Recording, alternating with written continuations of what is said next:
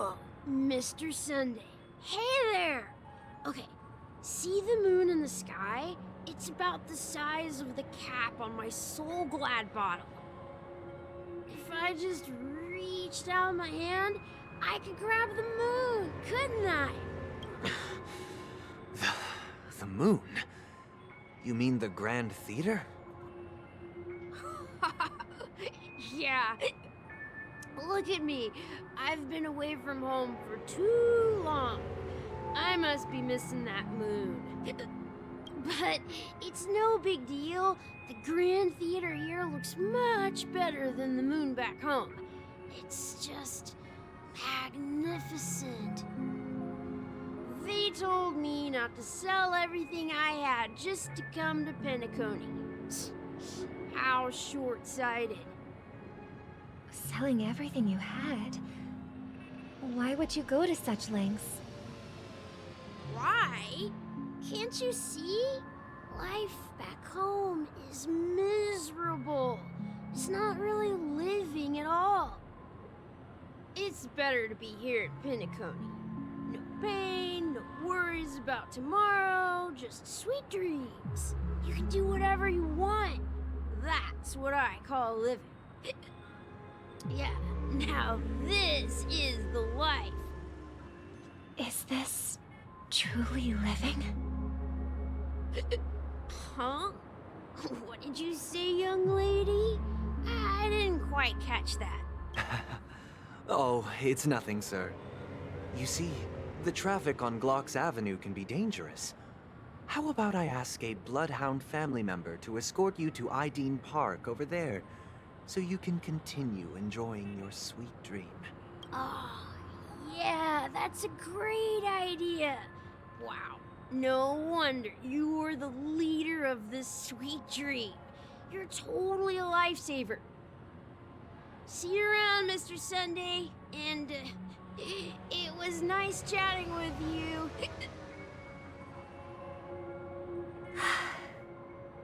What's up, sister? This is the land of the dreams. But why do they live like this? The man we ran into, he doesn't seem happy at all. Even though sweet dreams are nice, they're just illusions. But for him, they're the only way to survive, even if it means giving up on reality. That's not really living at all. I suppose you have a point. But, in my opinion, that's how most people live their lives. Why do you say that? You think that man is not actually living, but that's not quite accurate. Even without Penacony, people create their own illusions called self-value. People believe they have a predetermined value to fulfill. Gaining value means gaining power, and those deemed worthless are seen as the weak. However, value doesn't come out of thin air, and there's a limit to it. To accumulate value, people have to take from others. So, the weak get exploited and oppressed. Are you suggesting that this is not how things should be? Exactly. But, ironically, people don't think there's anything wrong with it, because they uphold the illusory notion of self-value, and even the weak believe in it. The survival of the fittest. That's where all the tragedies in the world come from. People come to the sweet dream in Penacony to escape from that reality and find solace. No tragedies exist here, only happiness, although in its nascent form. Isn't that the same paradise we yearn for in our dreams? Perhaps that man is just an exception. Let's not jump to conclusions. We should experience the dreamscape ourselves. Just as I did at Dreamflux Reef. Yes. Seeing is believing. I'll accompany you. The Dream Master hasn't shown up yet, so we have some time for a stroll.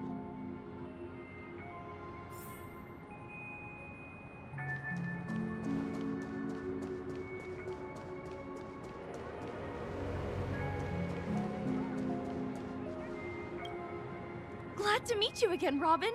How are the preparations for the Charmony Festival coming along? We're all so excited about it. It's going smoothly. Thanks for making the trip to join the festival. You're too kind, Robin. It's a pleasure to have guests from all over the universe celebrating day and night. I can't stand being lonely or bored, so this jubilant dreamscape is perfect for me. But if this went on forever, would it get boring too? Nah, not at all. Who would get tired of having so much fun? Every day, you get to wear fancy clothes, explore all sorts of dream bubbles, indulge in delicious food without gaining weight, and you never get old or sick. As long as you can afford a room, this place is the ultimate paradise. But you know that only a few things can be brought back from the dreamscape to reality, right? That's exactly why I don't plan on bringing anything back. Just enjoying the dream itself is good enough for me. I mean, I'm not one of those long-living species. I only have around 60 or 70 years in this lifetime, and there's so much to worry about. Being happy here is pure bliss. Only in this sweet dream can I truly feel like I'm in control of my life and fate. Who would want to go back to reality after experiencing this bliss? I see. I genuinely wish you all the happiness in the world. And I wish you a fantastic performance, Robin! I'm off to the Blue Hour for the ball. See you later. Seems like that guest's perspective didn't resonate with you either. She had a valid point. I could sense her genuine happiness. It's just that...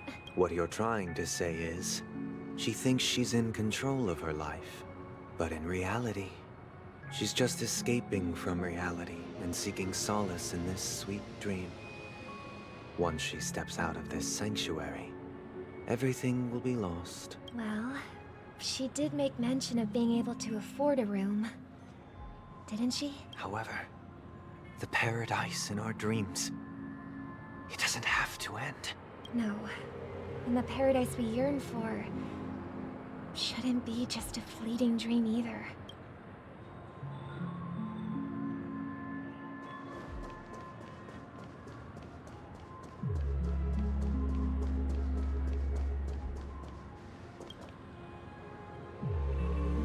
The scenery in this dreamscape is truly breathtaking, isn't it?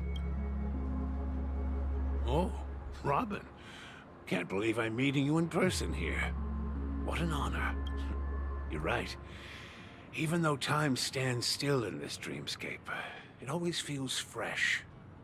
I find something new every time. A philosophical mind. I hope I'm not intruding. Oh, not at all. No. With little time left, I yearn for meaningful conversations, especially with someone as esteemed as you. Do you mind if we chat? It's my pleasure. No need to be formal. Just speak your mind. You said, with little time left. Please, forgive me for being blunt. But is that why you came to Penacony? Yeah. I was part of a war, and while escaping from the Sarkosian mothership, I got exposed to some radioactive materials. And then, all my comrades died, and my hometown was wiped out by neutron bombardments.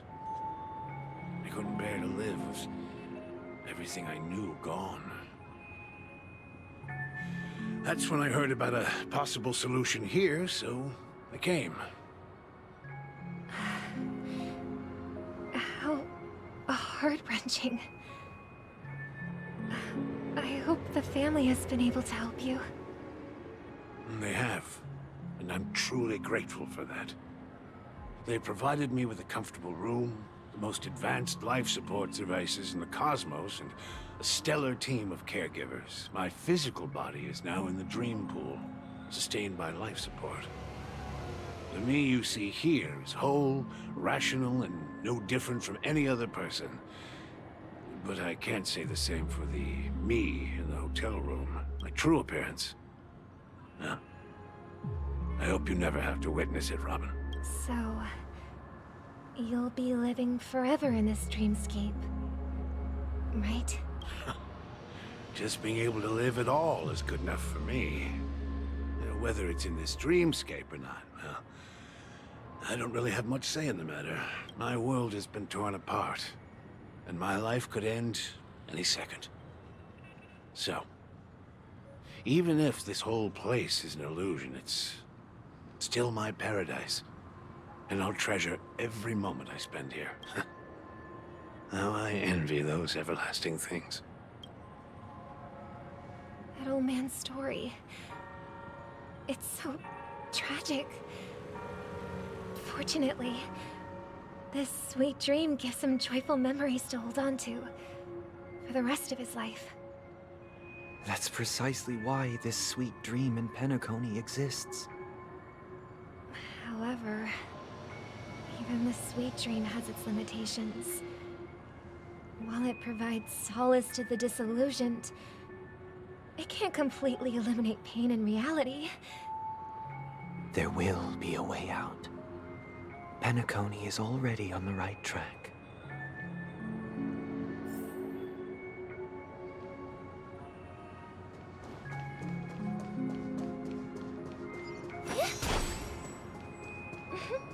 Look what we have here. A lovely young lady. Wait. Brother, what a surprise to see you again. Show yourself. Your trick won't work on us. I've heard that a skilled mass fool received an invitation too. That must be you, right? Did you enjoy yourself? Barely. The people here are way too gullible. A little bait is all it takes for them to bite. And they run away at the slightest hint of danger. In other words, they're naive and cowardly. Now that you've had your fill, it'd be wise to leave before it's too late. The music of the harmony doesn't tolerate discord. What? Now that you have the real Robin, I'm useless? Oh, how disheartening. I've done so much for the family. You should be thanking me, because if it weren't for me cleaning up this mess, Penacony would still be in shambles. Don't you think? That was a personal request from the head of the Iris family, and it has nothing to do with us. Step aside and stop causing trouble for the Charmony Festival. The Charmony Festival? You think you can scare me? You think I have no idea what you're planning? I don't care what you're thinking, Chicken Wing Boy. But I'm pretty sure our lovely Robin won't be appearing on stage. After all, you're well aware of what a sorry state this dreamscape is in under the banner of harmony. Penacony, the land of the dreams. Is this truly the paradise you desire? Stop it. What's the rush, Chicken Wing Boy? Did I get to you? Our paradise is none of your concern, masked fool. Leave now, or the family won't tolerate you anymore. All right. I'll go. But Robin, I suggest you seriously consider this. Do you really believe those living in dreams can escape pain and find true happiness? Well, I've done my part, and now I'm simply waiting for the fireworks to begin. Here, the last 2 gifts for both of you. And don't lose them. If by some unfortunate chance the Charmony Festival starts against all odds, remember to use them during the show. And it'll be thrilling. Bang! I heard a raven cawing in the distance. It seems the Dream Master will arrive soon.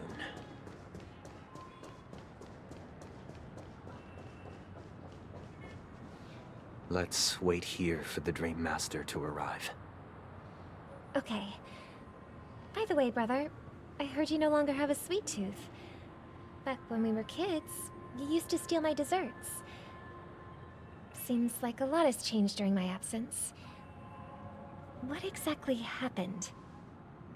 Well, Someone has to stay awake even in this sweet dream. But that someone doesn't have to be you, or anyone in particular. You're carrying too much on your shoulders, brother. The paradise in our dreams... It shouldn't be like this. Penacony is nothing more than a dream. It can't erase the worries and pain of reality, or bring true happiness.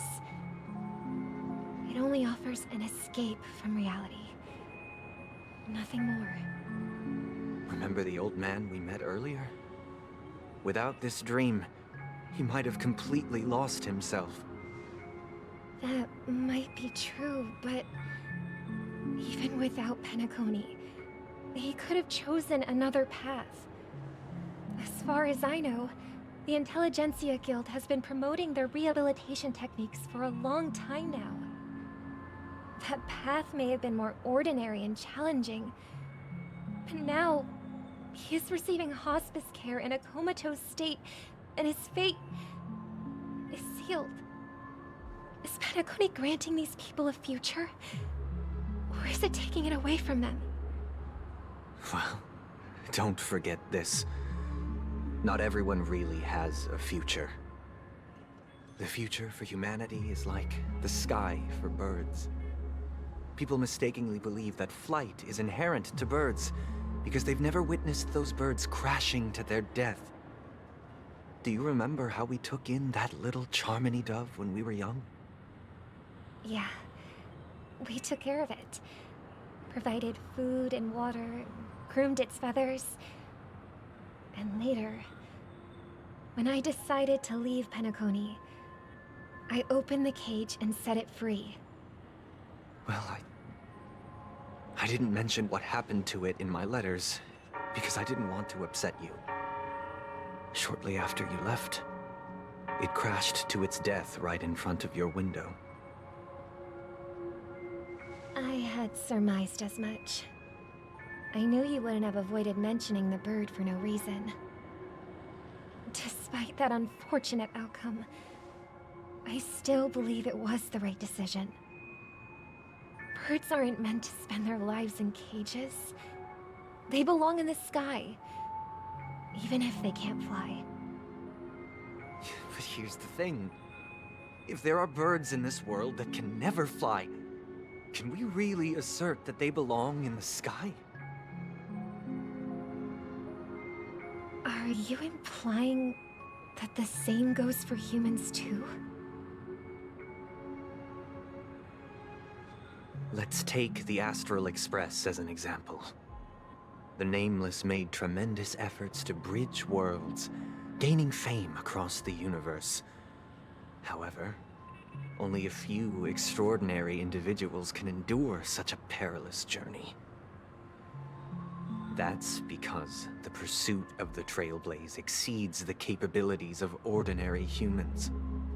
Otherwise, why would this path be filled with broken rails, an abandoned express, and even a fallen Eon? That's just sophistry. If that were true, then only the powerful would have the right to determine the future. Unfortunately, that's exactly what happens. Another name for the future is self-value. While this world has its fair share of heroes who inspire people and garner admiration for their heroic deeds, the majority of ordinary people will never become heroes in their lifetime. Some are born weak and vulnerable. Some find themselves trapped in unfortunate circumstances. Some fall victim to malice and cowardice. When it comes to survival, everyone is equal. And the weak can only watch as their value gets constantly diminished by external forces. That's why we should care for the weak and support them as if their suffering were our own. That's what the Odes of Harmony have always taught us. While the Harmony holds noble aspirations, the strong will always be strong, and the weak will always be weak. even in this carefree dream. Human nature contains greatness, but it also harbors inherent weaknesses that can't be eradicated. In the end, if people can't even secure their own survival, they won't care about the illusory future of equality.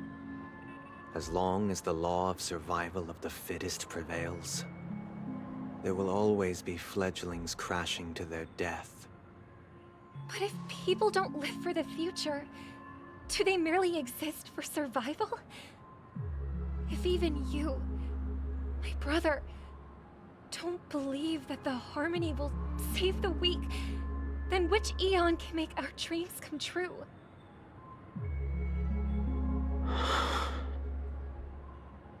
People often forget that when the first bird took flight, the entire world envisioned a future where no more fledglings would ever crash to their death. Are you reading, sister? What are you reading? Mr. Gopherwood gave me a picture book. It's about the story of the harmonic strings. If I could become a chord master, I'd like to summon Dominicus, the harmonious choir. I want to sing with everyone and spread our wishes so that all can feel happiness and joy. I see. Then, I would summon the harmonious choir too. Don't you have a wish of your own, brother? Of course I do.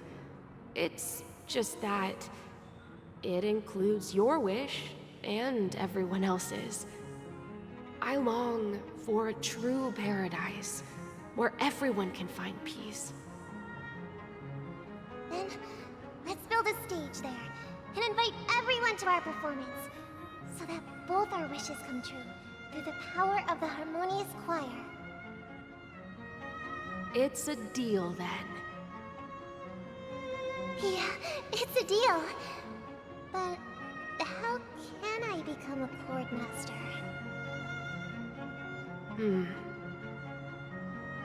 Maybe you will have to become a star first.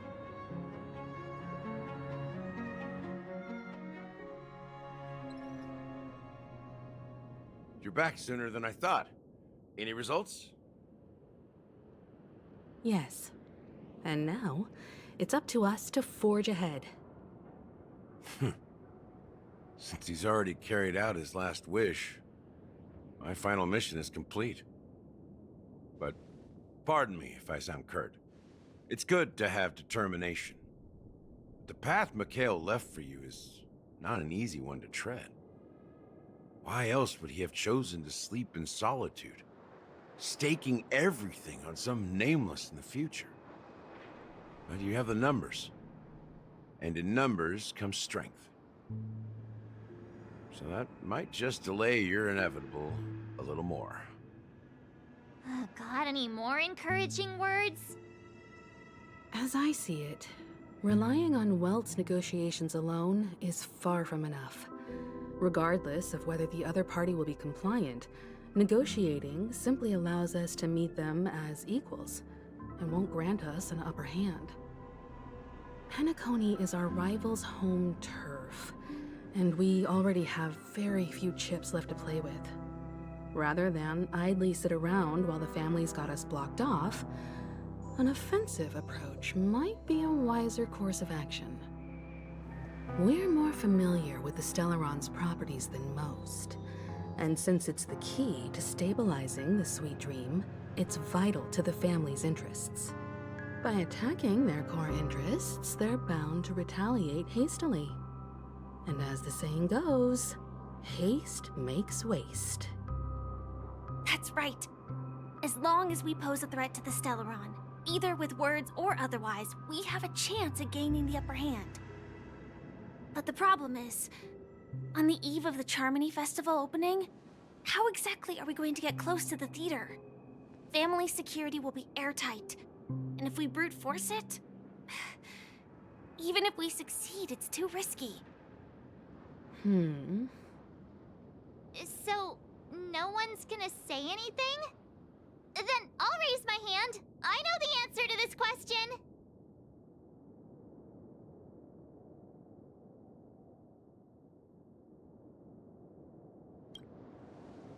Why are you speaking like the General of the Law Fu? So, I heard that before the Charmony Festival begins, there'll be a pageant to kick off the festival. It's called the Soul Glad TM Festivity Auditions, or something, and it's going to be held in the moment of Scorch Sand.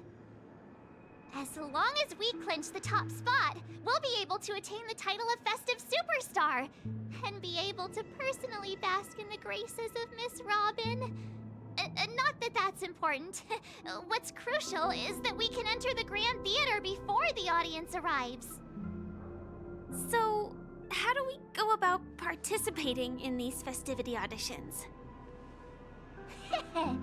I've already procured special invite tickets from Miss Robin's fan club. To tell you the truth, I had been preparing to join the auditions all along. But now it looks like even if I scrape through, I probably still won't have the chance to shake Miss Robin's hand. So they're still running this thing, huh? It was originally just a publicity stunt, set up by Mikhail to drum up attention. But it looks like it might be worth a shot. We'll follow March's plan. Mr. Gallagher, will you be joining us? I'm afraid I won't have the time. As a virtual character, I've already completed my final mission. Whether Penacony can awaken from this dream is all down to you. Should we ever cross paths again? I'd love for you to visit the Express. All right. I'll have to add to that databank of yours you've got on the Express. And Miss Firefly, we thank you for all your support.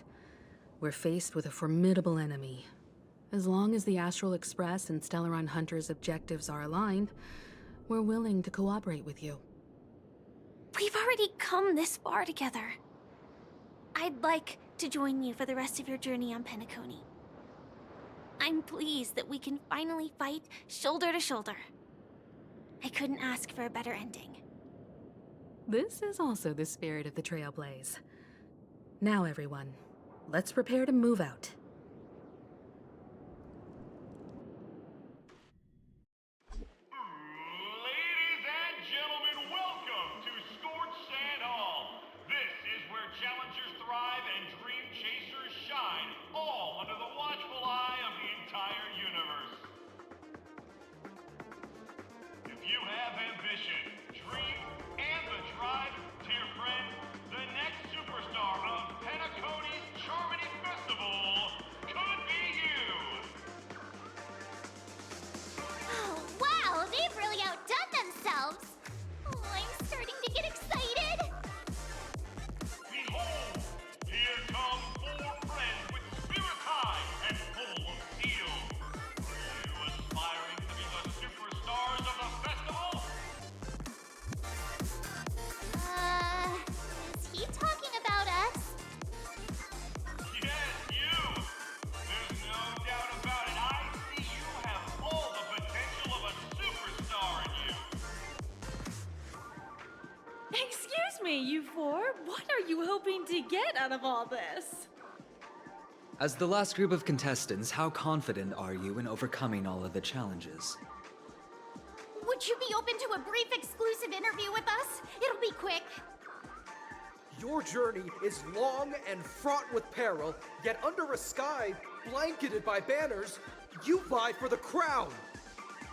The sword and rose! Protect the beauty! The beauty, the beauty! Magnificent and majestic! A knight's head is hard as steel. Brother Lance's focus is stubborn as a heel. We don't all have to be winners, but if we don't have fun, we'd all be sinners. People are pouring in.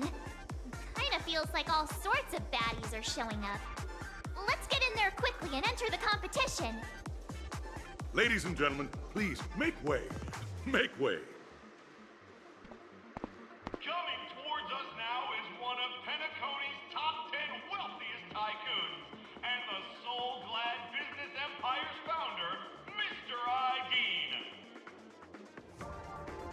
Allow me to introduce myself. I'm the director of Solglad's factory, Ideen Lena. My four friends, introduce yourselves to the audience across the cosmos. Hello, everybody. I'm Himiko, a nameless from the Astral Express, and these are my companions. Don't you guys need to hide your identities? Can't hide it anyways. Penacony is plastered with our posters. And because the Astral Express is so well known, the family won't dare to make any rash moves.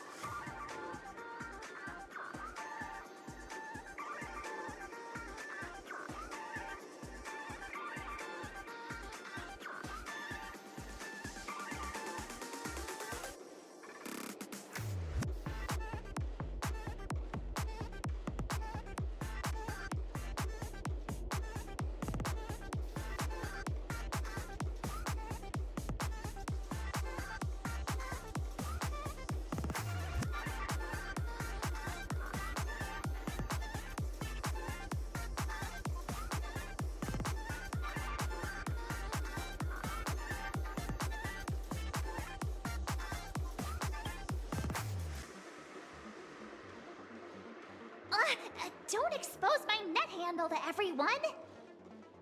Hello, everyone! I'm March 7th. I'm an ordinary girl who loves adventures. Hello, everyone. I'm Firefly. I am also an ordinary girl who enjoys adventures. So it's a bunch of nameless guests. This final face-off is bound to be spectacular. Time is precious. My four friends, come with me. Grab a bottle of Soul Glad and make your dreams a blast.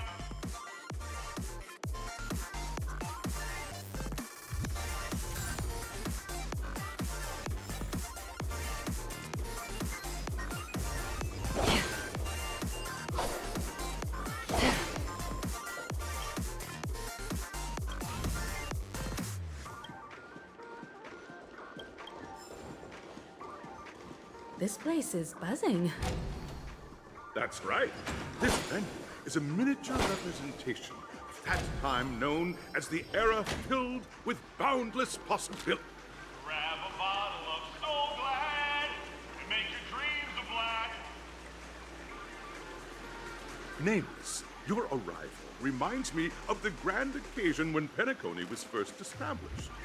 I was still a young, bright-eyed lad back then, lured here by the watchmaker's ads, full of zeal and ready to make my first fortune in life. Once, during a particularly grueling day, I passed out and was resuscitated by a drink from Mr. Sousa. That sweet taste has since been etched in my mind, and that was what drove me to create the Soul Glad that we all know and love today. The dream-chasing era was truly a wondrous time. Oh, I miss those days, and the watchmaker. Scorched Sand Hall is my homage to that time of boundless possibilities. I wholeheartedly hope you make it to the finish and emerge as the next superstars of Penacony. Now then, is there anything you'd like to say before the competition officially begins?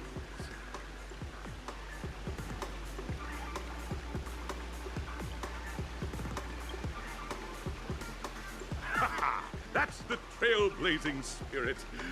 How about you, Miss March? Hello, everyone! Next up, get ready for the Mega March 7th adventure, where I'm going to break the speedrun world record! Trailblazing into the uncharted and challenging the limits.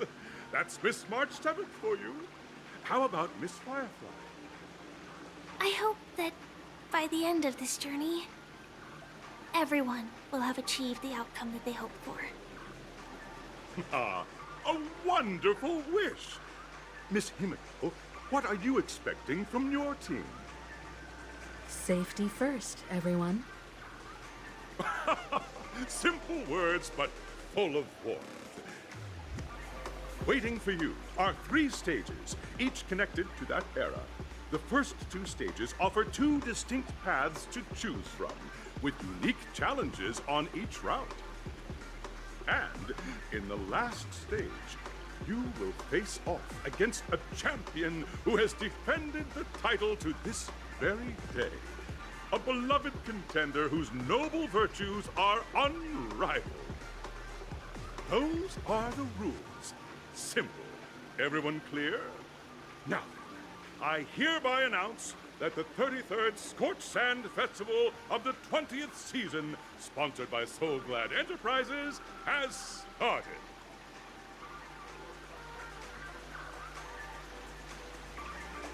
Everyone, as the Charmony Festival is drawing closer, we must reach the end as quickly as possible. Factoring in efficiency and safety, splitting up into 2 groups is the best choice. March and I haven't known Miss Firefly for too long and aren't overly familiar with her. It'd probably be better if the 2 of you paired up. Fine by me. Let's do it. All right. I don't have a problem with that.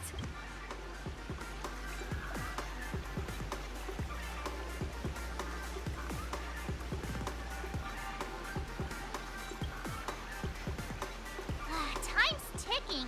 Just listen to the grown-ups. We'll split into the assigned groups then. Let's not waste time.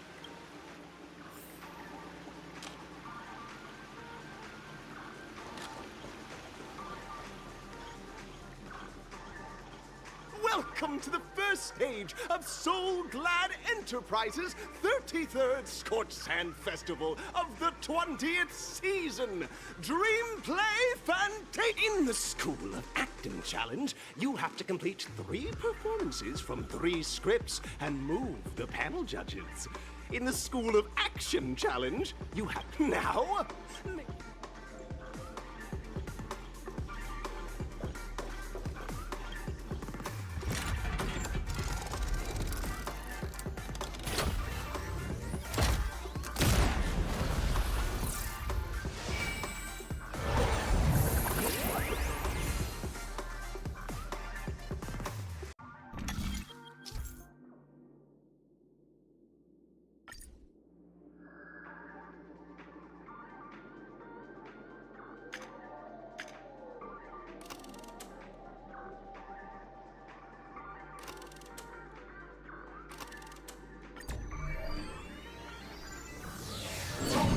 The champion's crown awaits you on the stage.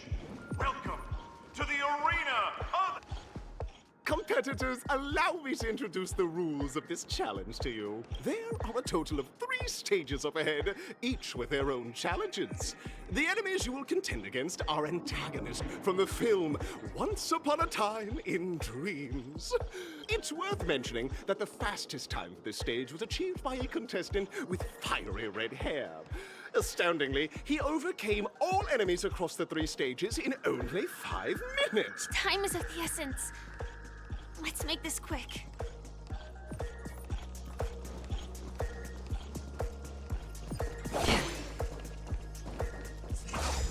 Contestants, you are about to confront the monsters of the prime as dream chasers who've come to panic. All the Soul Gladders.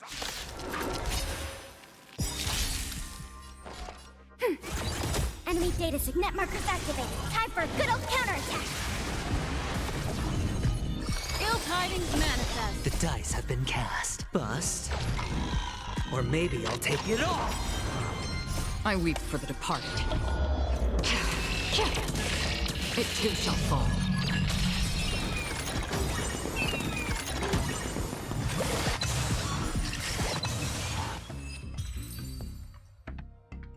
Soul Glad, my soul. Pretty simple.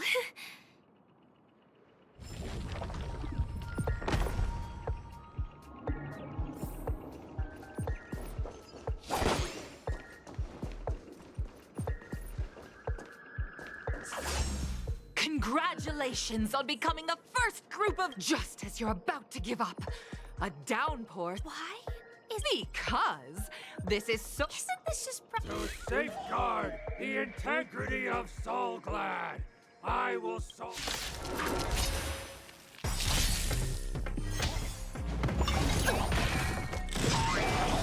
Gooey, ready for another? Net markers activate. Time for a good old counterattack. Ill fate descends. Beneath the waters lies an endless abyss. I weep for the departed. It too shall fall.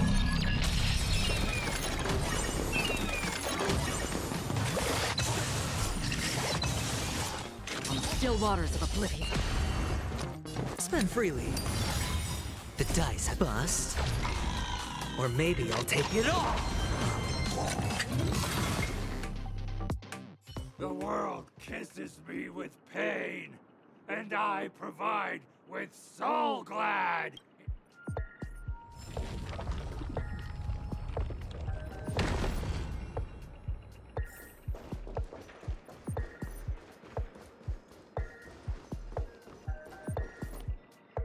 Feeling lucky.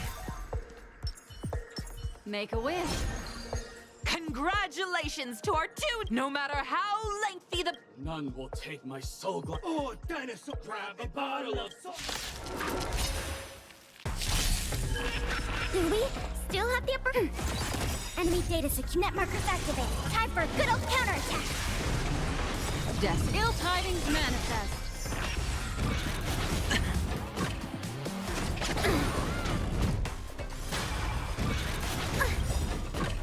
Watch your head. I weep for the departed. It too shall fall.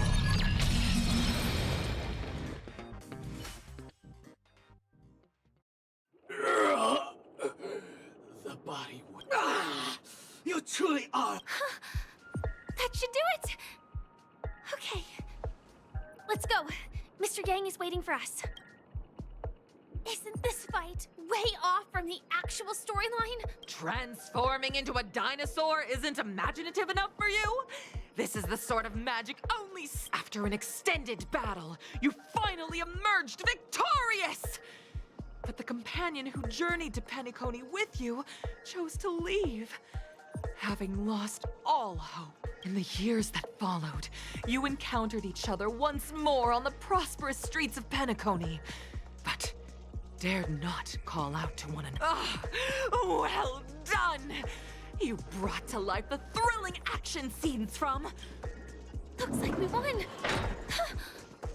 Let's hurry up and get to the next stage.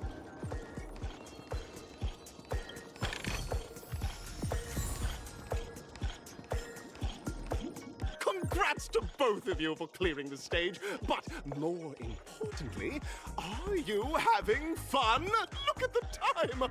You finished much faster than that red-haired contestant did. That red-haired contestant? Who is that exactly? You'll find out eventually, but only if you clear the next test first. Welcome to the second stage of the 33rd Scorched Sand Festival in the 20th season, sponsored by Soulglad Enterprises. Gunfire time! You have the option to choose gunfire and undergo Brother Hanu's trial, or time. Now...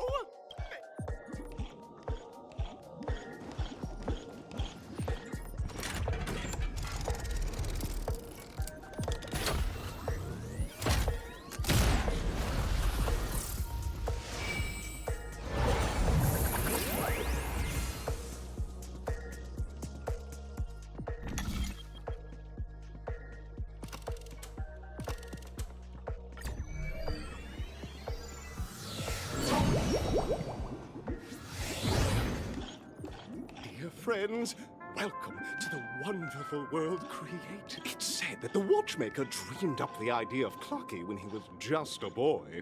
Back then, like a skilled pilot, he steered them towards the right path. Contestants, may you have a... The trial of time. I hope it won't waste too much of our time.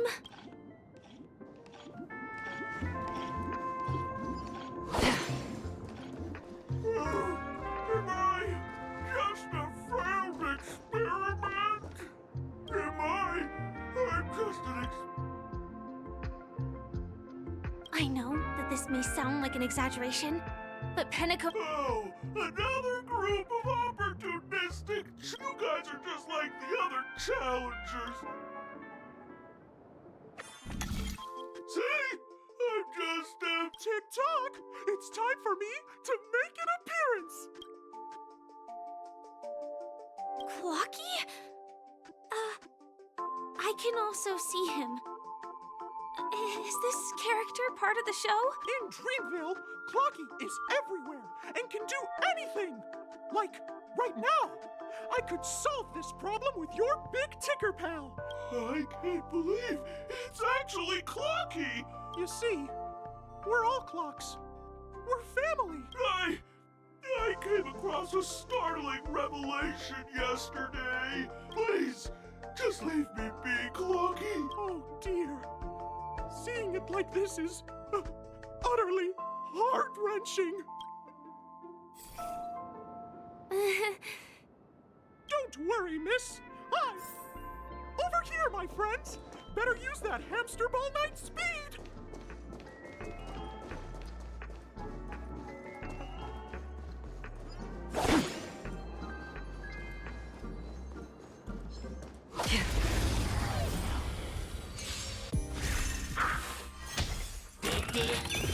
Enemy turn. Destiny is an ill fate descends. Another turn destined for oblivion. I weep for the departed. It too shall fall.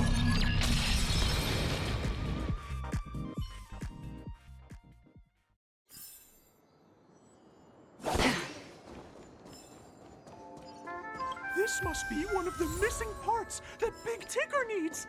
That's we're here. There's a missing part on the opposite side. But how do we get over there? There's also a dream side left here by a Dreamweaver. We're running out of time. We'll have to use it if necessary.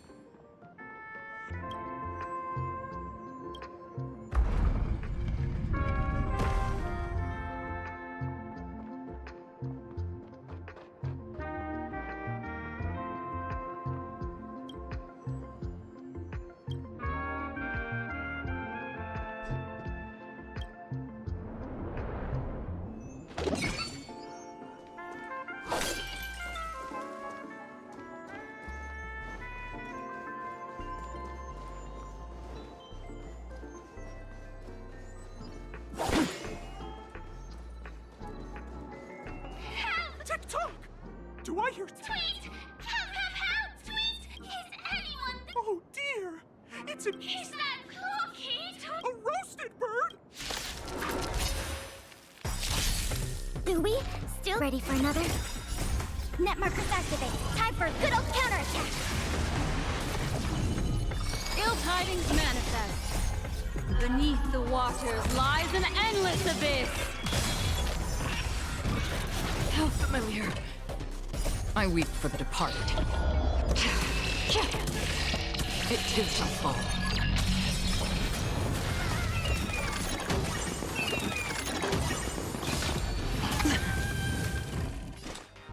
Still waters of oblivion. Hedge your bets. Spend freely. Commencing support. Free will destined for oblivion.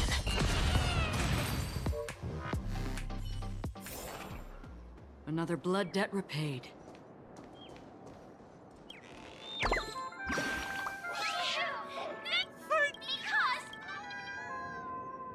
An inner self fragment belonging to the Sweet Dreams troupe? This is just too surreal.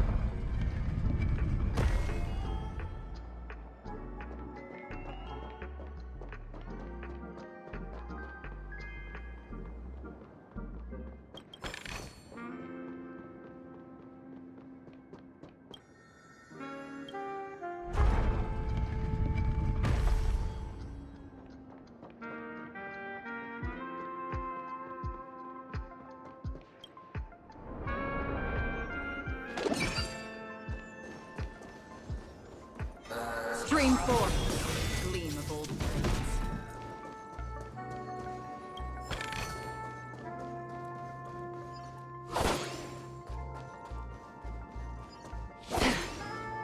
We've gathered all the missing parts.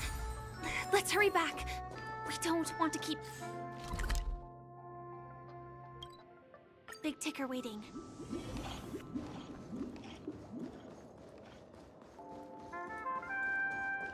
We're back! As long as you have these. Whoa! It's working! Tick-tock!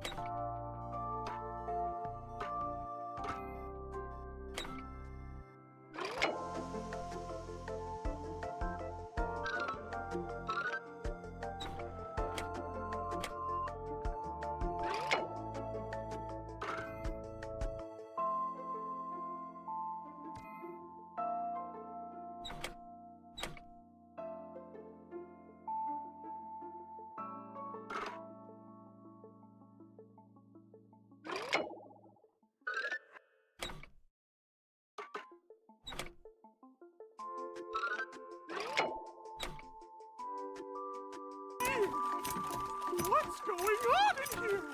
Your inner self is a mess! I'm not qualified to be the real Clocky.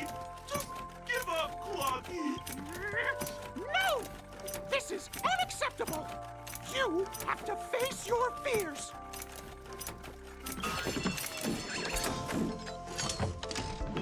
Success!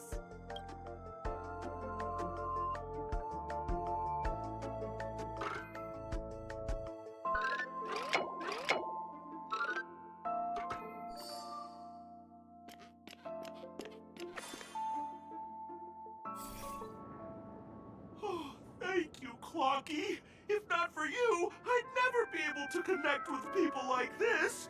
You helped me find myself again. No problem at all. As the guardian of Dreamville. Oh, my friends! You go forth, my friends! It's all done!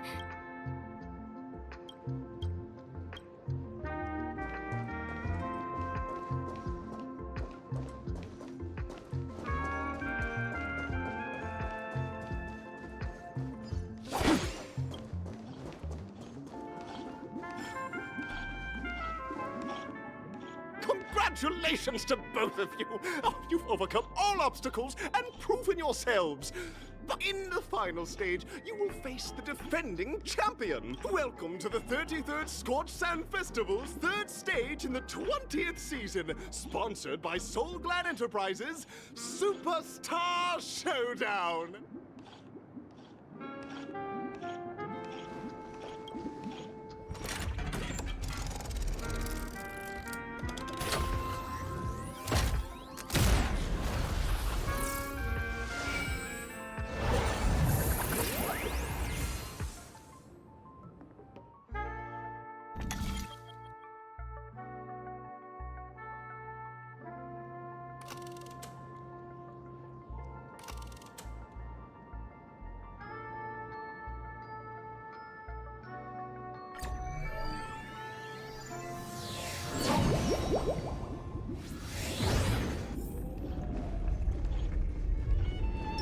Feeling lucky.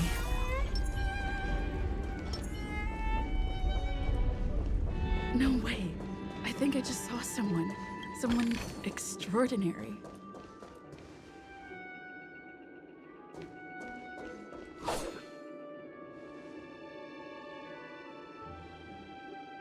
Are you a Knight of Beauty?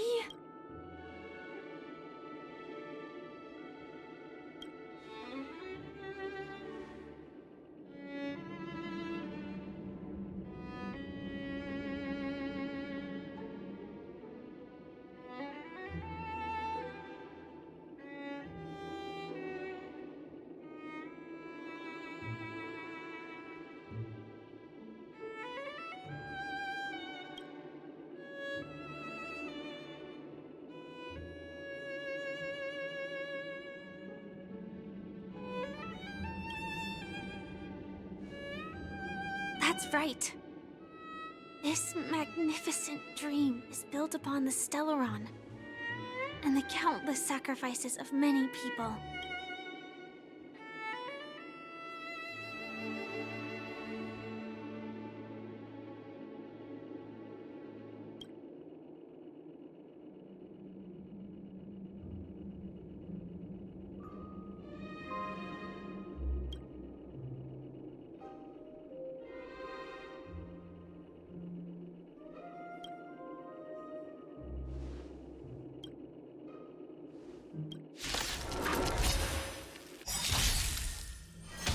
Bear witness to... Do we still have the... Enemy data signet markers activated. Time for a good old counterattack. The dice have been cast. Bust. Or maybe I'll take it all. Ill tidings manifest. Still waters of oblivion. I weep for the departed. It too shall fall. Sure, I'll play along. Spend freely. Christ, pledged on you. All in.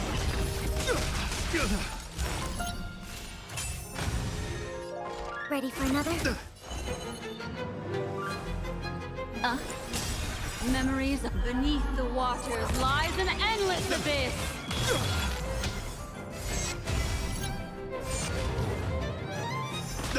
You are fighting a gentleman. Confess.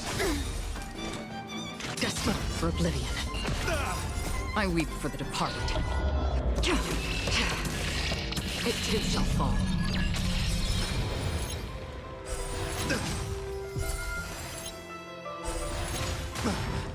Hedge your bet. Commencing some... Enemy data signet markers activated. Time for a good old counterattack. What do you want to... Ill fate descends. Deflect. Put forth all your might. Watch your head. The dice have been bust. Or maybe I'll take it all. All in. And ready for another? I weep for the departed. It too shall fall.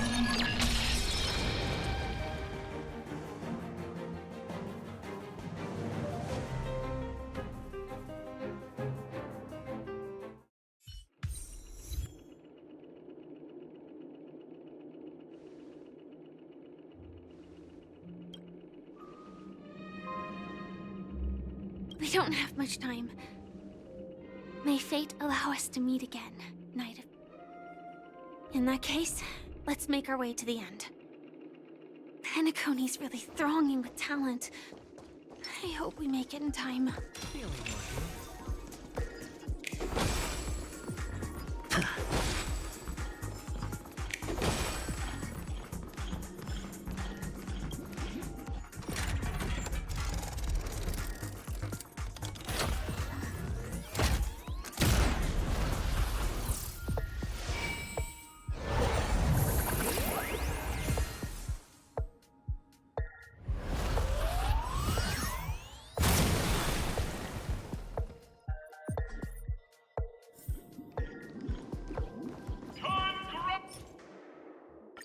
Congratulations to the Galactic Baseballer and Firefly on becoming this Scorched Sand Festival's champion! We look forward to their amazing entrance in the Charmony Festival!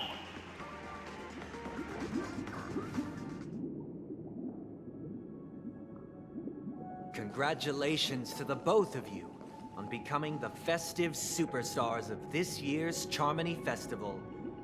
Before entering the Grand Theater, I, on behalf of the organizers, extend my sincere congratulations to you, wishing you joy under their radiance.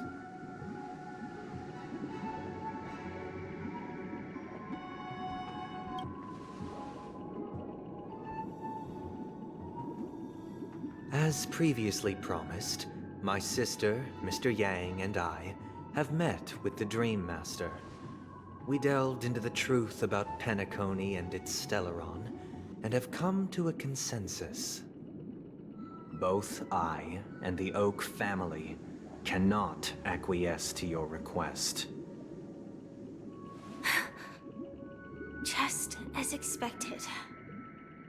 We acknowledge the perspective of you, Nameless. Penacony does require change, but not as you propose.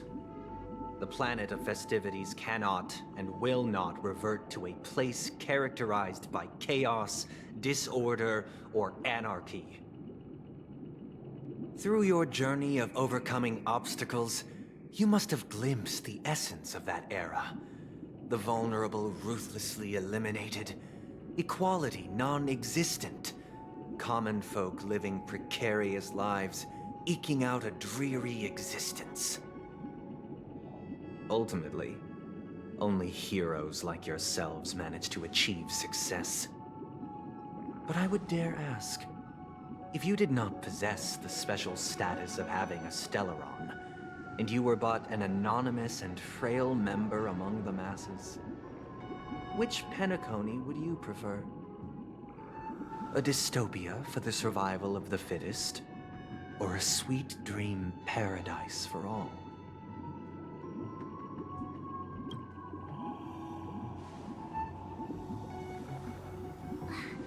That's not the point!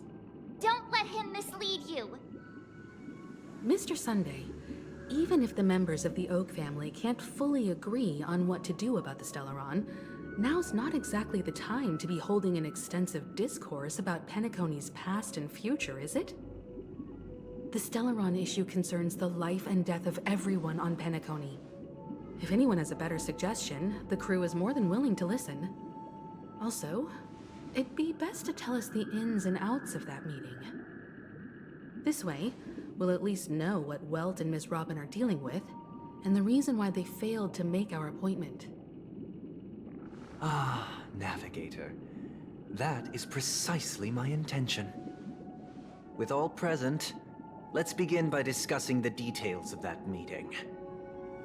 Let's talk about our tribulations and choices, our ideals and beliefs, and our final course of action. The only path to take.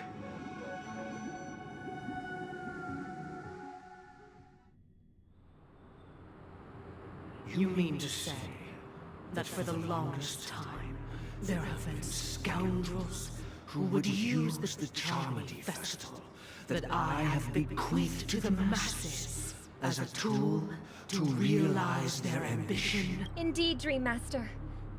Once the Charmony Festival begins, the Stellaron's powers, along with the song, will be broadcast across the entire planet of Penacony. And then everyone in their dreams will be unable to awaken. This is indeed surprising to me. The dreamscape is maintained by the collective effort of the 5 families. If someone were to use the Charmony Festival to recklessly disseminate the power of the Stellaron, this individual must hold a position of great authority. Do you have any suspects? I'd like to ask, did you really not know of the Stellaron's existence? I would have never thought that this Nameless would point the spear at me. If I have offended, the Astral Express extends its sincere apologies. But the current circumstances are dire and leave no room for meticulous inquiry. Dream Master, it's just to prove that the Charmony Festival has nothing to do with the Stellaron. If we're being overly cautious, I will return to the stage to offer tribute in song, just per the arrangement. Sunday, Robin, I've watched you two grow up and know your dispositions like the back of my hand. Both of you, right now, can surely be lauded as the most devout advocates. The magnitude of this matter is enormous and cannot be taken lightly. Since Mr. Yang has asked with such earnestness, I will personally respond in kind. If there is a need, The entire Oak family will be mobilized to heed your call. Sunday, might I ask you to beseech them to cast their light unto me, and question me in their stead, so that no lies may be concealed? I will do as you command. Robin, could I entrust you to be present as a witness, to document the truth, and to proclaim my innocence, so that all slander may be utterly dispelled? I will do as you command. May thy will be carried out on earth, just as it is in the heavens. Oh, triple-faced soul, please sear his tongue and palms with a hot iron. Let us begin. There is nothing else to prepare. Understood. Question. Have you devoted your life to your god? Never... Naturally. Do you love your god as you do yourself? Always heeding their admonishments? Naturally. Have you strayed from the path expected by your god, betraying their name? Never. Have you ever been inordinate with your asks of your god, coveting more than the foundation of the creation itself? Never. Then, a final question. Do you swear to fulfill all vows, past, present, and future? With the Eon as my witness, if I do not deliver on my words, or if I renege on my vows, may I be cursed in accordance with divine law. They have seen your faith, and have endorsed your faith. With this, it can be evidenced... Just a moment. What is it, Mr. Yang? I have another question I hope to have answered. To my understanding, the family's harmony and prosperity have never relied on so-called divine laws. The god you both mentioned, are they truly Shipe?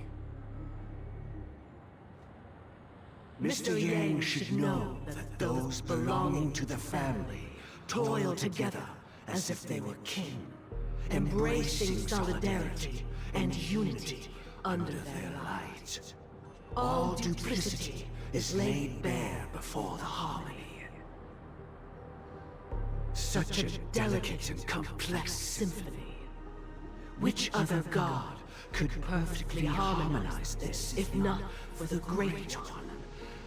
Shipe. Perfectly harmonized. Therein lies the problem.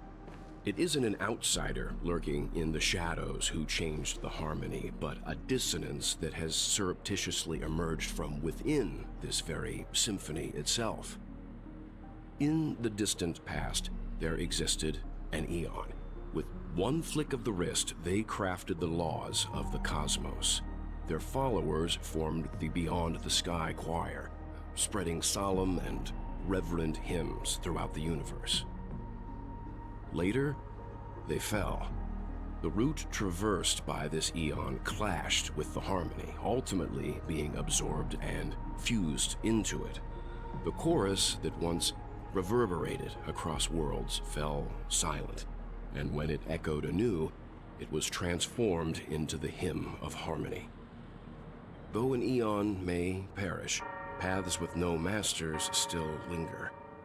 In the all-forgiving harmony, echoes of bygone dissonance may subtly arise. Mr. Yang. Being overly astute can be a detriment. Especially when you find yourself alone and without allies. So this is how it is. For the sake of our grand cause, Sunday, please afford these two an opportunity to rest. What?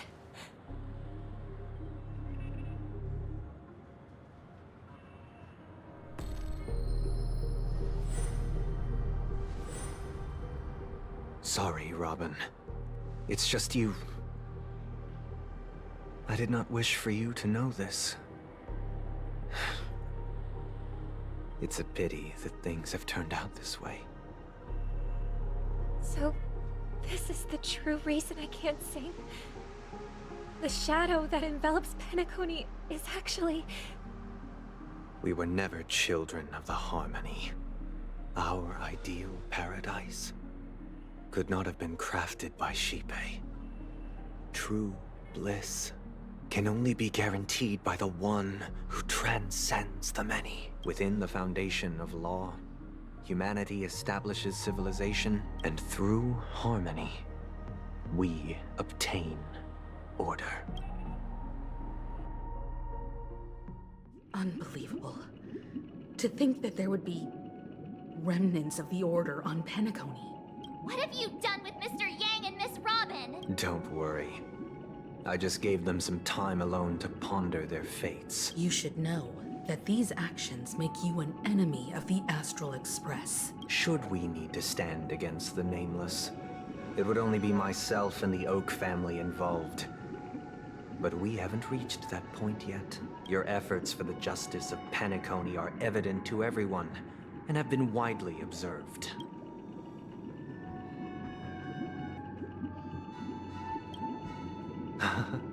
Patience is a virtue. However, I won't hold it against you. On the contrary, I'm here to make my intentions clear. If it is the Order that drove you to imprison Welt and Robin, and you're using them to coerce our compliance, then there'll be no point in entertaining any type of discussion. You're mistaken, Miss Himiko. They are in very safe hands, and just as the family has always proclaimed, no one can be harmed in the dreamscape, least of all in the beautiful new world belonging to the Order. Penacony and the entire universe have witnessed far too much innocent bloodshed. The strong wield their blades against the weak, and the victors push the vanquished to the brink of life. Natural selection. The world abides by this principle, establishing the well-being of humanity atop the corpses of the downtrodden. Only we, or rather, I, possess the power to put an end to this farce. So you've decided to resurrect a dead Eon? No one's ever done such a thing. If Miss Himiko is interested, let's draw back the veil and speak candidly. I've always firmly believed that people can understand one another through peaceful means. I'm willing to divulge the unembellished truth as to the intentions of the Order's Pathstriders, so that you will make better judgment for the Astral Express, for Penacony, and for this stretch of the universe. So, come with me, everyone. Let us retrace our steps, and see once again where this road leads. Huh? Where'd he go? Welcome. This isn't any location in Penacony's dreamscape. It's my inner world.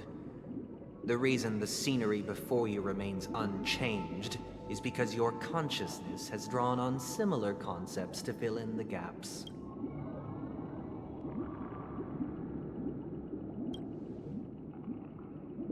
That means... Did you do the same to Welt? It's a tuning process. Stronger in effect and more draining on the mind. The gray-haired guest has experienced it before, so she should understand what it entails. Tuning allows you to intuitively grasp my feelings, which also means that I cannot hide anything from you. Now, everyone, please look at the huge screen. The road we once took begins here. From this point on, you will witness the numerous decisions I've faced. I've selected a portion of these to share with you. I believe after going through similar predicaments, you'll be able to better understand my thoughts. Let's begin. The first decision. A story about a baby bird. This story happened when Robin and I were very young. We were victims of the Stellaron disaster, and the family's Mr. Gopher Wood, who would later become the Dream Master of Penacony, saw that we siblings had no one to turn to and took us in. later on. Robin and I lived a time with nary a care in the world. One day, after dinner, while my younger sister and I were lounging about in Mr. Gopher Wood's yard, we spotted a fledgling Charmony dove. That baby bird was tiny. It didn't even have all of its feathers, and it couldn't sing. When we found it, it was already on its last breath. Having fallen into a shrub, we decided to build a nest for it right there and then. However, thinking back, that winter was unusually cold, with fierce winds at night in the yard, not to mention the many poisonous bugs and wild beasts in the vicinity. It was clear that if we left the fledgling in the yard, it stood no chance of surviving until spring. We decided that when it regained its strength enough to spread its wings, we would release it back into the wild. The tragic part, something that we'd never considered, was that this bird's fate had already been determined long before this moment. Its destiny was determined by our momentary whim. Now, I pass the power of choice to you all. Faced with this situation, what choice would you make? Stick to the original plan and build a nest with soft net where the Charmony dove fell, or build a cage for it and feed it, giving it the utmost care from within the warmth of a home. I eagerly await your answer.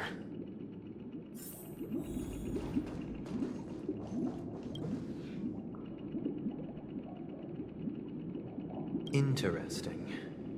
Since you've made up your mind, allow me to reveal what fate this choice will bring to the fledgling. From what I've observed, there are at least 3 predators in that yard that prey on small birds. Even if they shy away from humans, these animals are still near apex predators in a fenced location like a yard. In such a location, only one fate awaits that little Charmony dove. A painful death. As for the choice you made, I am deeply sorry. This story happened when I was appointed as Bronze Melodia, a position exclusive to the Oak family, charged with listening to the problems and vexations of Dreamscape residents. It was during that period that I had the opportunity to hear voices from all corners of the Dreamscape. He was a dream chaser and an illegal stowaway. Just like the rest of them, he came to Penacony in search of a better life, except that, to most people, the price he paid, I suppose you could say it was everything. He told me I sold everything I could at home. The house, the land, even his 2 children. He said he could not afford to raise them, and that at least they could eat if they lived as slaves. He had a plan in place. He would buy back his children once he had made his fortune, and enjoy Penacony's beautiful dream with them. Alas, his plan to smuggle himself was somewhat clumsy, and he was sniffed out by those pig-headed hounds. After hearing the Dream Chaser's story, I immediately appealed to the Bloodhound family to cease their pursuit. That way, at least he could live peacefully. But I was still too naive to the ways of the world. I'll tell you the outcome soon.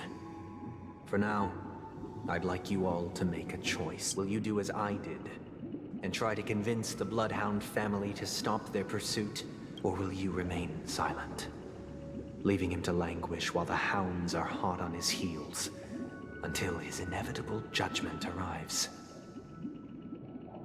I look forward to everyone's decisions. Who knows? Perhaps they might even alter the outcome of this.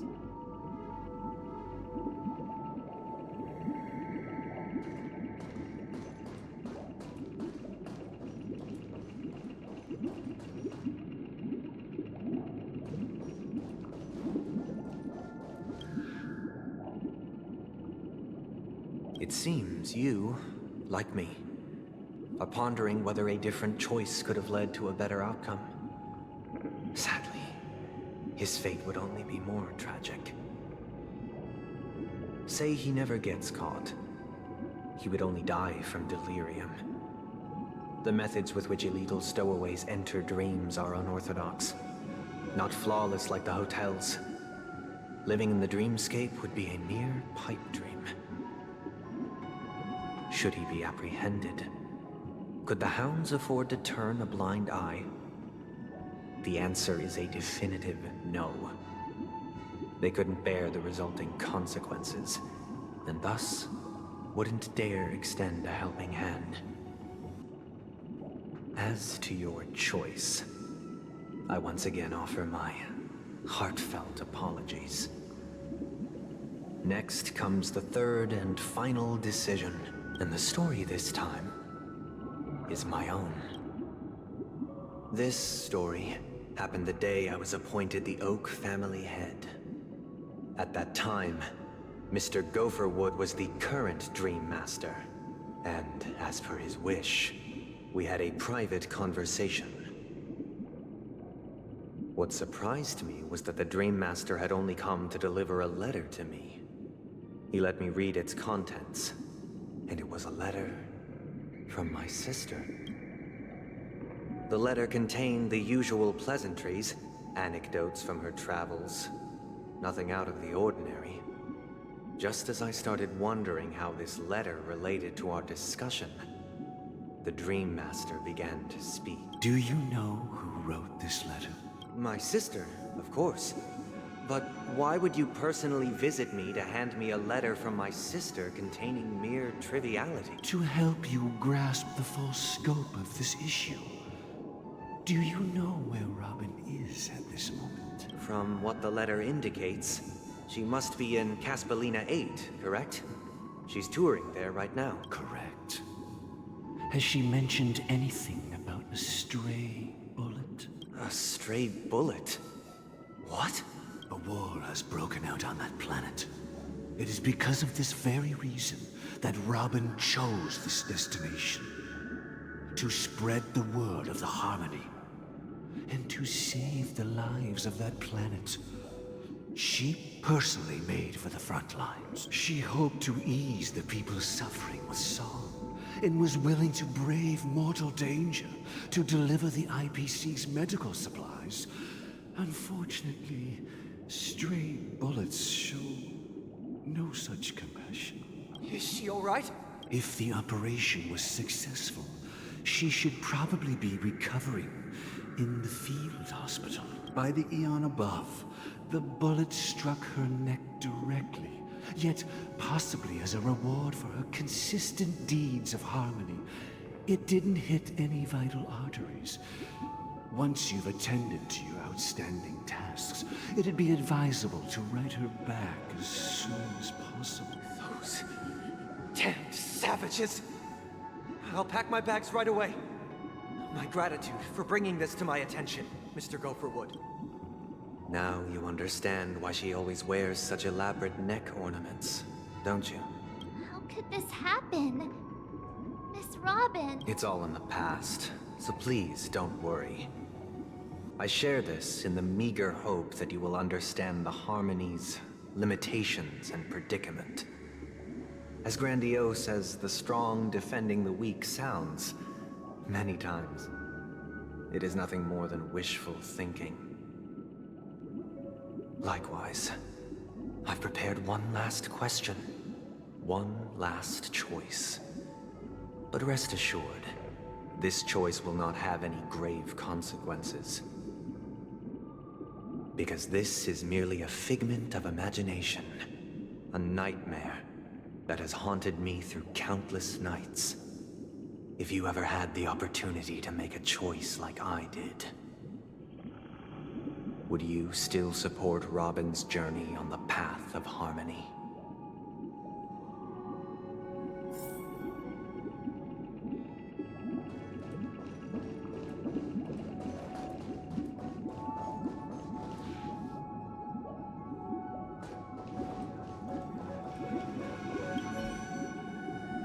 I can't believe happened to Miss Robin?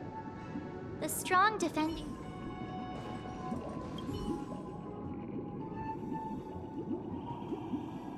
I often feel like I've dreamt of similar scenes on certain nights.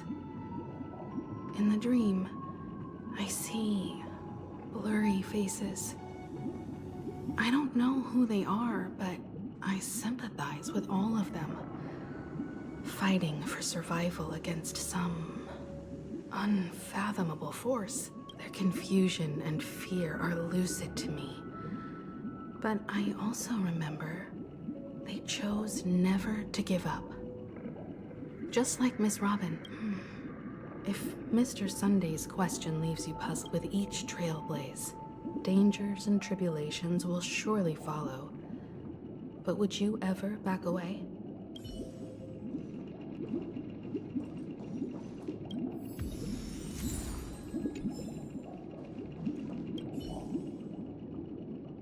Miss Robin's courage is admirable.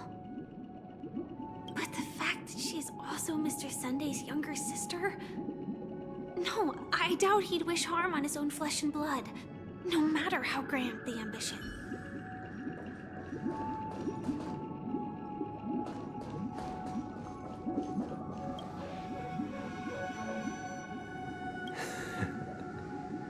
I see.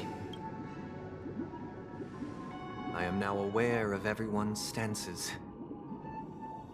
Raising these questions merely serves to illustrate one point. The plight of Penacony cannot be salvaged by the harmony. The true foundation for a sweet dream paradise can only be established through the order where the strong govern the weak. I know the suffering of being tormented, the turmoil of losing your way, how sorrow and even despair set in when matters don't work out. All of this causes me unending pain, because this is not what happiness is at all. We must teach the weak how to live a happy life, and this life isn't some noble propriety that the upper crust preaches, but in definitive terms, a way of survival that belongs to everyone. So what is your definition of living a happy life? Good question. Human consciousness is fundamentally an illusion, a cage known as self-worth. People lured in by this illusion make mistakes, yet still ask that external influences bear the burden. When one mistake after the next permeates the masses, they become impossible to trace. Thus, the amassing of these individual cages culminate to form a prison. A place dictated only by the rule of survival of the fittest. Nature is always accompanied by predation and sacrifice. Its antithesis is known as order.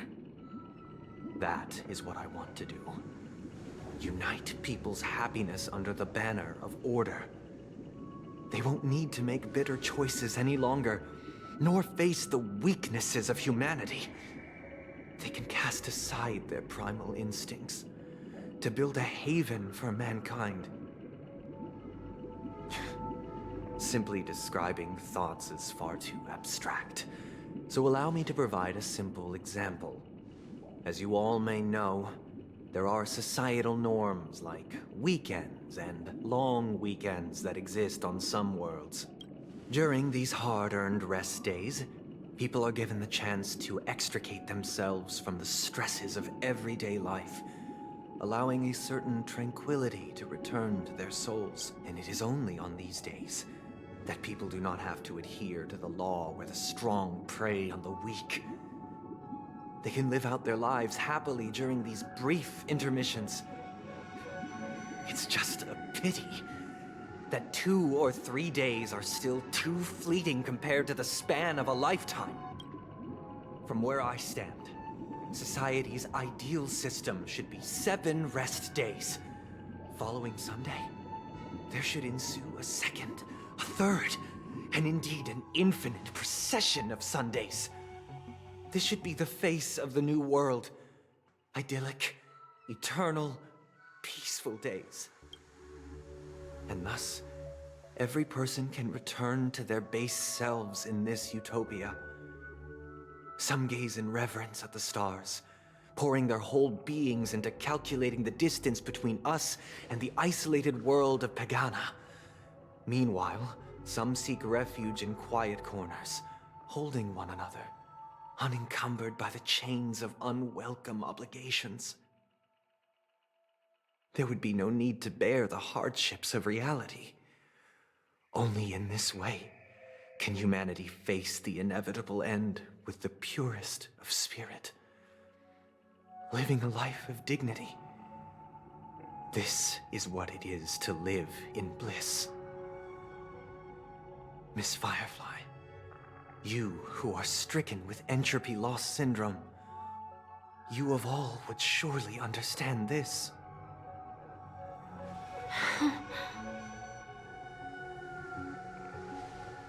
It sounds like a flawless theory.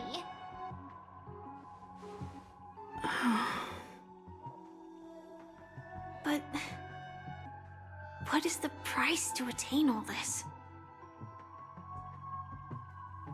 The cost is minute, merely a personal and eternal sacrifice. If this paradise is to be maintained for everyone, someone must remain trapped in solitary awakening until the end of the cosmos. Awakening. Which means that this so-called paradise is still a dream. Stepping into this paradise means forsaking reality, correct? It is not forsaking, but transcending.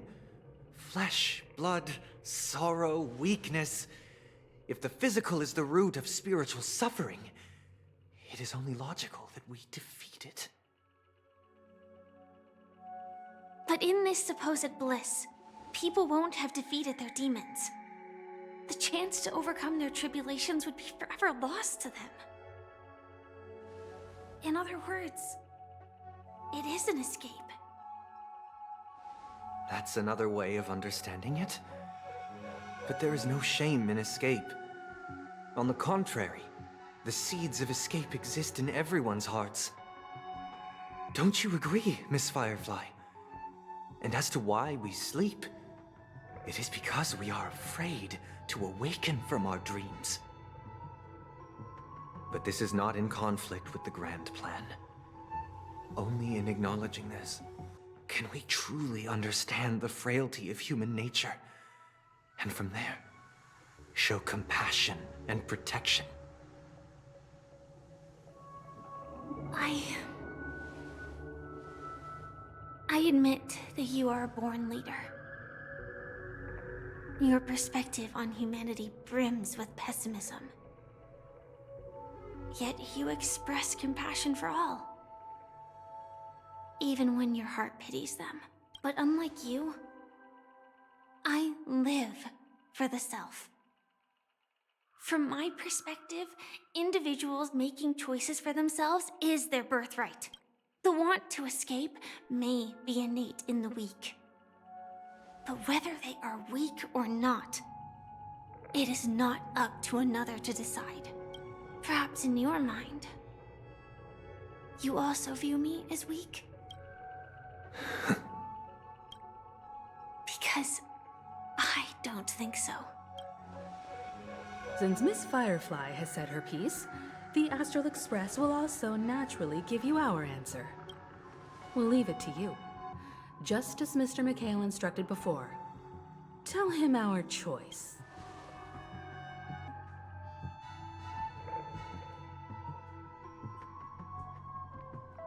What is this place?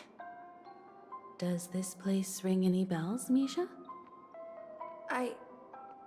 I don't know, but I feel a sense of deja vu.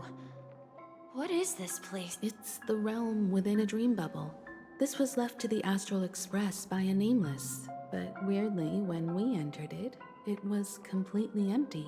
Dr. Edward from the Dreamscape sales store told me that Dreams are formed from memories, and a dream bubble can't take shape if its core is empty.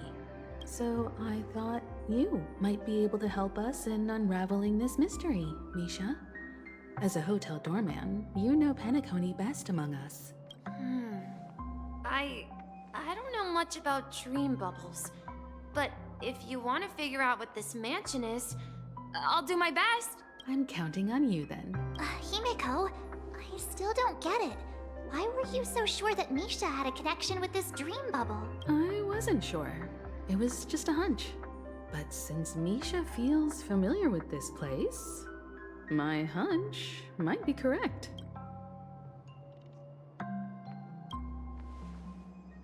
Exactly. This is where you and Firefly encountered death, which we now know as dormancy. Considering its connection to Dreamflux Reef, it's not surprising it appeared here. The question now is, who brought you here? Based on the clues we have so far, it's unlikely to be that masked fool. So identifying them is crucial to us. We're drawing closer to the truth once more. Let's give Misha some time, as I believe he'll unveil the secret of this dream bubble. All right, but there are doors all over the place. Which one should we choose? Do you have any idea, Misha? I guess... maybe this way?